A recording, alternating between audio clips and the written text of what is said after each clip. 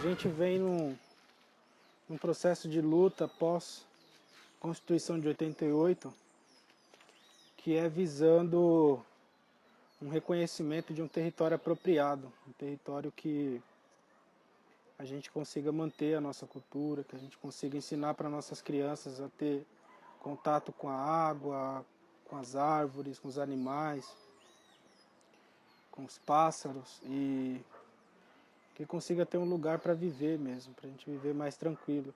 Demarcação é fundamental, né? Não só daqui do Jaraguá que estão precisando de demarcação, todos os povos indígenas estão precisando, né? Tanto aqui no Jaraguá e a gente vê muito na televisão, né? Principalmente em Mato Grosso do Sul, os Guarani Kaiowá e lá para Rio Grande do Sul, os parentes, ele passa mais dificuldade com a gente, né? Porque ele tem confronto direto com o fazendeiro, os caciques estão morrendo. Graças a Deus aqui em São Paulo, a gente não tem esse confronto direto com a fazendeiro, mas a gente está lutando com o dono diz que é o proprietário desse espaço, né? Isso é complicado, né? O branco, quando ele tem uma casa em um lugar assim, ele vai comprar o terreno, ele tem que comprar o terreno de alguém, né? Então eu fico pensando assim, se eu chegar em um lugar assim, como é que eu vendo um terreno que não é meu? Porque para você comprar um terreno, você precisa de comprar de uma pessoa. Aí a pessoa precisa de comprar de outra. E a outra precisa de comprar... Não, então...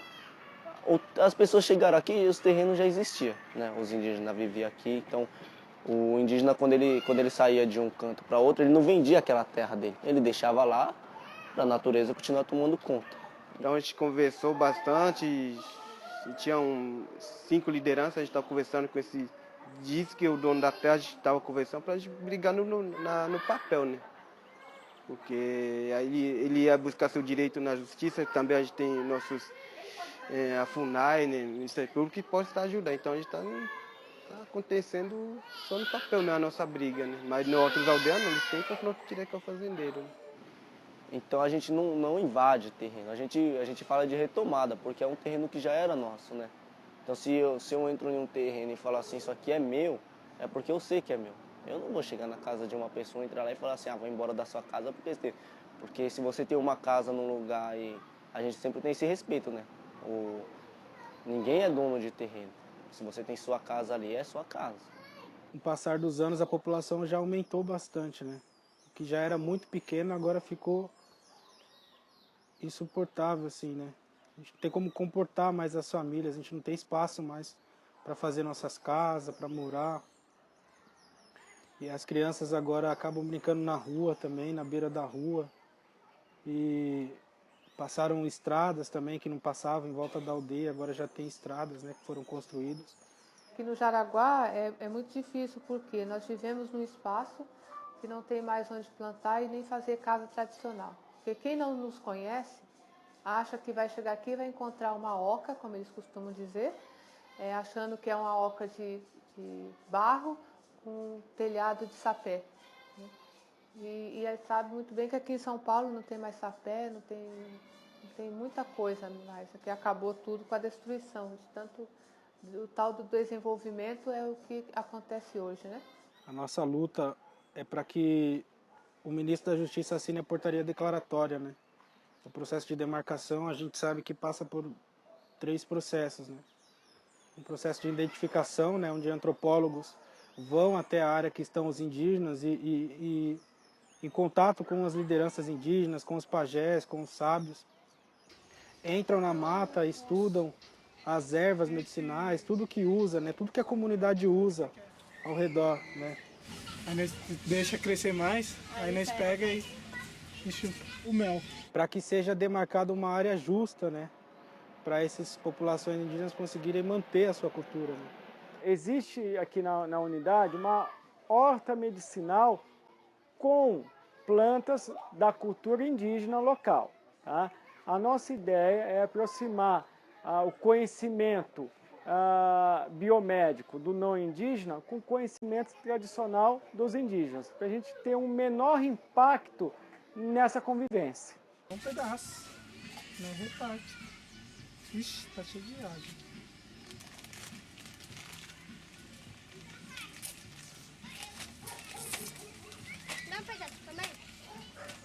Eita! A gente começou a perceber assim que os peixes começou a acabar, né? Não tinha mais peixe, então Na época a gente pescava bastante, se alimentava, dava fome, mergulhava lá no rio, pegava com a mão mesmo. Não precisava de vara, de rede, de nada. A gente pesca da nossa maneira mesmo, tradicional, né?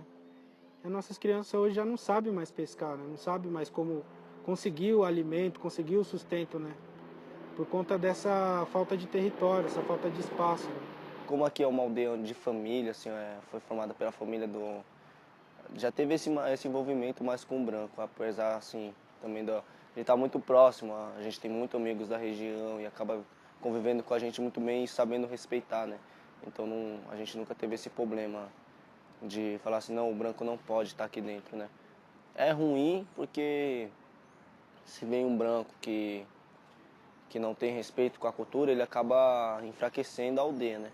Muitos não conhecem a cultura e chega aqui e fala assim, nossa, mas a aldeia é tão suja, ó, tem garrafa plástica espalhada por todo canto na aldeia.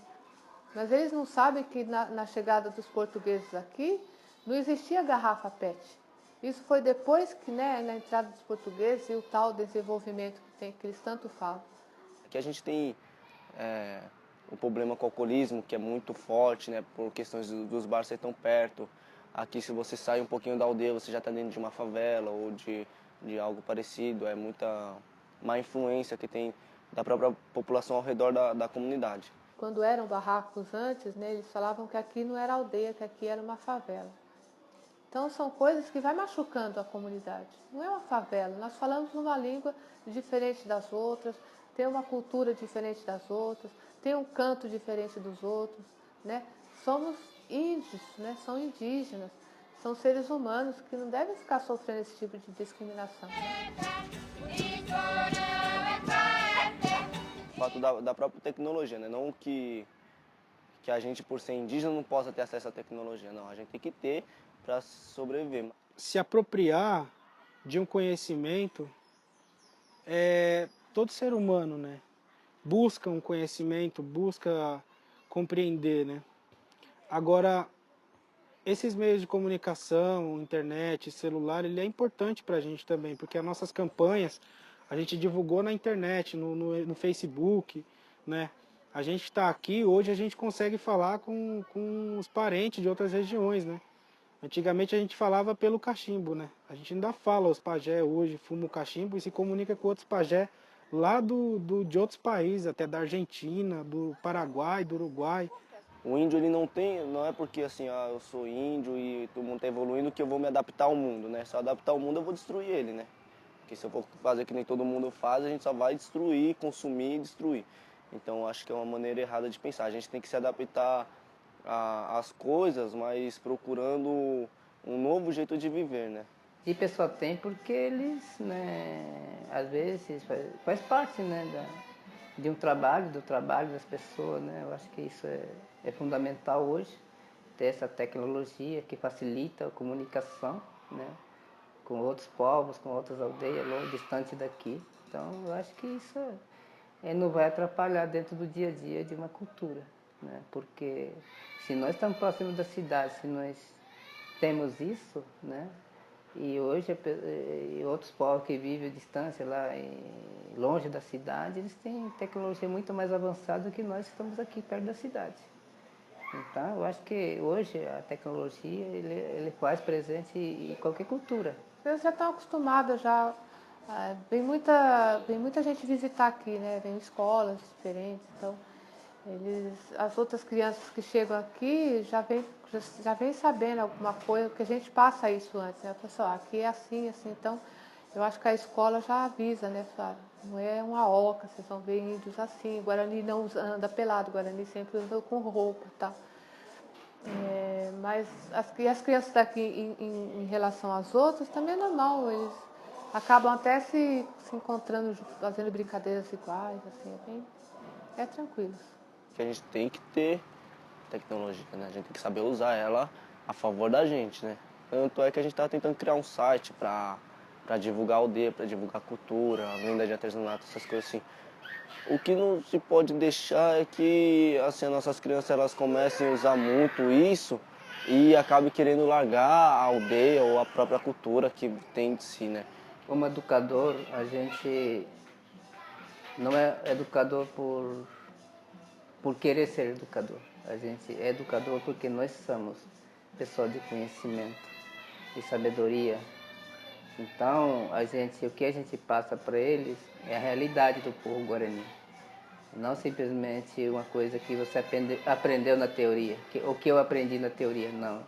Eu aprendi vivendo a realidade do povo, do meu povo, né? Então, a gente sempre procura passar a realidade para eles, né? O que é ser guarani, o que é ser um povo, o que é uma cultura. Para que isso se valorize, para que isso fique, a gente tem que entender e eles se considerar como um povo, como uma cultura e como um guarani. Às vezes as pessoas falam assim, ah, mas vocês vivem em umas casas tão simples, vocês são tão pobres, né? Acha que a gente é pobre. Mas a gente não se sente pobre, a gente se sente rico dentro da gente. Porque a gente ainda tem contato com a natureza, que a gente já tem contato com a terra, né? As pessoas perderam esse contato, né? Hoje em dia, se um filho mexer na terra, a mãe já pega um paninho molhado, já lava. Vem lavar a mão, menino, você não pode mexer na terra. E a terra é a nossa vida, né? Da onde nasce o nosso alimento, da onde nasce o nosso ar. A terra é tudo pra gente, né? Então, essa relação do homem e natureza, né? Acabou para muita gente, né? Para quem vive na cidade, por exemplo, com aquele monte de concreto, tudo. Então, para nós, assim, não é porque a gente está usando uma roupa que a gente deixou de ser indígena, né?